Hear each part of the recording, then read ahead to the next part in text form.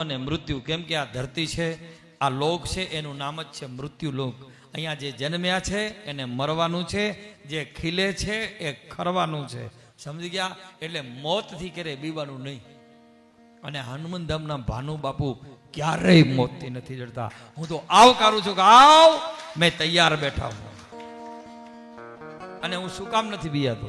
બીક કોને લાગે ખબર છે? જેને પાપ કર્યા હોય ને. અહીંયા પાપ નથી કર્યા, અહીંયા તો મારા ભગવાનના શરણે છું. એટલે એમ કહ્યું છે કે જે ભગવાનના શરણે હોય ને એટલે તાકાત નથી કે એનું મૃત્યુ થાય, કે એની બાજુમાં મોત આવી શકે, કે એની બાજુના યમદૂતો આવી શકે. ના આવે તો શું થાય? તો શું થાય? સાંભળો, એનું શરીર શાંત થાય, એનું મૃત્યુ ન થાય. વિશ્વ મંદિરની ગિરી બાપુના શબ્દો કે આ ભગવાનનો જે સેવક હોય, પરમાત્માનો જે આશ્રિત હોય, એનું ક્યારે મોત નથી થતું, એનું શરીર શાંત થઈ જાય.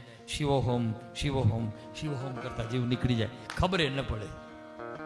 આ શરીર ઘણા આપણે એવા જોઈએ છીએ વડીલો, ભગવાનનું નામ લેતા લેતા ચાય બનાવો, ચાય પીધી, જય શ્રી રામ, મોઢું ખુલ્લું, મોઢેથી શ્વાસ નીકળી ગયો.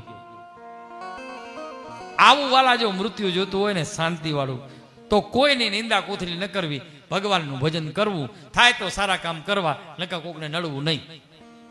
હનુમાન ધામમાં આવીને થારી વાટકા ધોવાય તો ધોવાય, નકા સાઈડમાં મૂકી દેવા, અમે ધોઈ નાખશું.